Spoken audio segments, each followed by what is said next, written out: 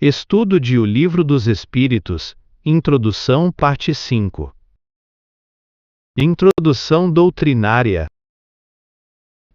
Este trecho da introdução de O Livro dos Espíritos marca a passagem decisiva do fenômeno físico inicial para a investigação metódica da mediunidade. A atenção se desloca do instrumento para a inteligência que age por meio dele, colocando em pauta uma questão central: o que procede do médium e o que provém de inteligências externas. O texto inaugura o exercício do discernimento, recusando tanto a fé cega quanto a negação apressada. Aqui se estabelece um princípio pedagógico essencial à educação do espírito: observar, comparar, excluir hipóteses insuficientes e admitir provisoriamente a explicação que melhor abarca os fatos. A razão passa a caminhar junto com a experiência, preparando o terreno para a investigação sistemática que a obra desenvolverá. Nível literal. O texto descreve a evolução técnica das comunicações. Da cesta e da prancheta, vistas como apêndices da mão, passa-se à escrita direta, com o médium segurando o lápis sob impulso involuntário. As comunicações tornam-se mais rápidas e completas, difundindo-se à medida que cresce o número de médiuns. A experiência revela outras modalidades: comunicação pela palavra, audição, visão, tato e até escrita direta dos espíritos sem a mão do médium. O ponto essencial passa a ser o papel do médium nas respostas, tanto mecânico quanto moral. Duas circunstâncias se destacam. A primeira é a impossibilidade de o médium dirigir o movimento quando há mais de uma pessoa envolvida, o que exigiria concordância extraordinária de gestos e pensamentos. Soma-se a isso a mudança consistente da caligrafia conforme o espírito, repetindo-se o mesmo estilo a cada retorno. A segunda circunstância é a natureza das respostas.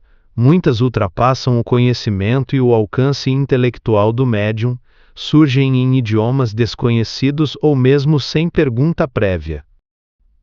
A diversidade moral das mensagens, do sublime ao frívolo, aponta para a pluralidade das inteligências comunicantes. Conclui-se que são efeitos patentes, repetíveis, fora do domínio puramente físico. Admitir provisoriamente a existência de seres distintos dos humanos é a hipótese que melhor explica o conjunto dos fatos, enquanto as demais teorias são examinadas.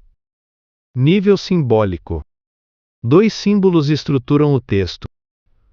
O primeiro é o instrumento que cai.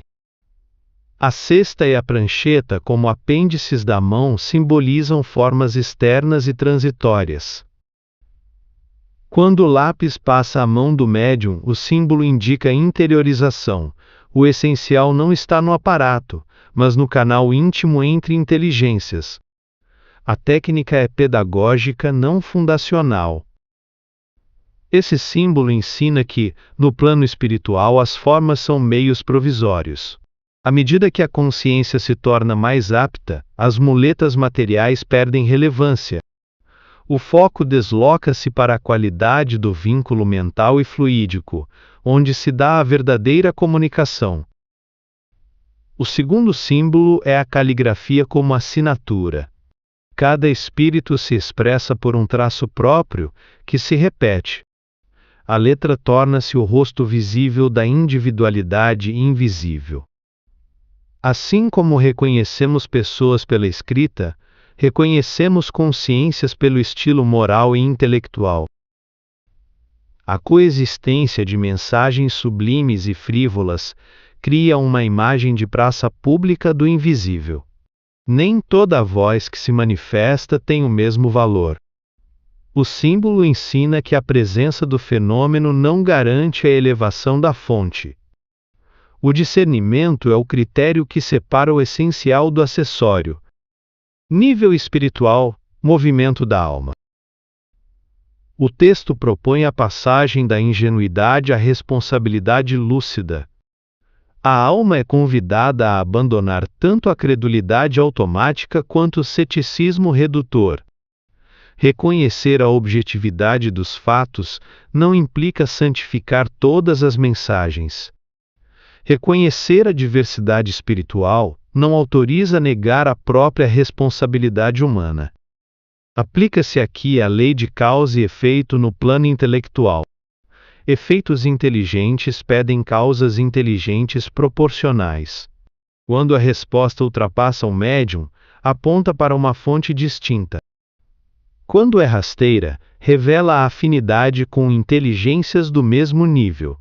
O mundo espiritual aparece plural, hierarquizado, coerente com a ideia de progresso.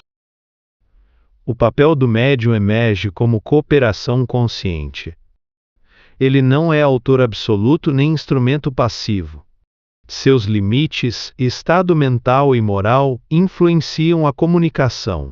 O movimento interior pedido é o da humildade ativa, estudar, vigiar, corrigir-se, sem se anular, nem se exaltar. Há também um aprendizado metodológico espiritual. Admitir provisoriamente uma hipótese sem dogmatizá-la educa contra o orgulho intelectual. A verdade não se impõe pela vontade, mas se constrói pela fidelidade aos fatos. Esse método é espiritual, porque exige desapego das próprias teorias e abertura ao real. Por fim, o trecho educa para a convivência com a diversidade invisível. Deus não suprime vozes levianas, permite que se manifestem para que a experiência ensine o discernimento. A alma aprende que sua sintonia interior determina as companhias espirituais que acolhe. Nível vivencial consciencial, aplicação pessoal.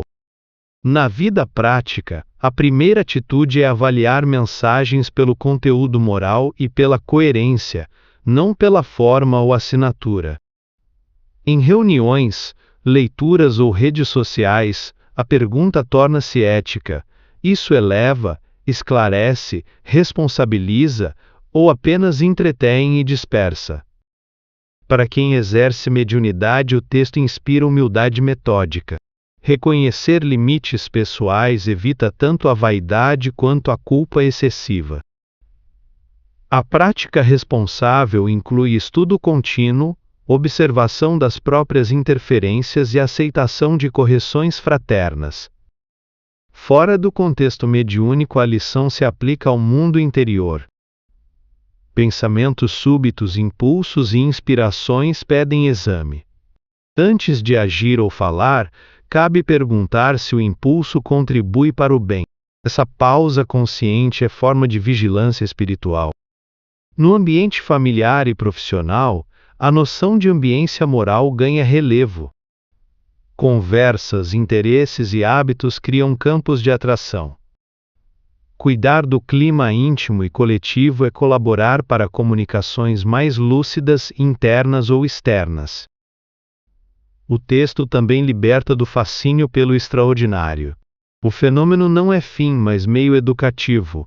A verdadeira medida da comunicação está no efeito transformador sobre a consciência, na ampliação da responsabilidade e na coerência com a vida moral.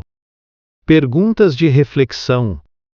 Costumo avaliar mensagens espirituais pelo conteúdo, ou apenas pelo fenômeno e pela autoridade atribuída?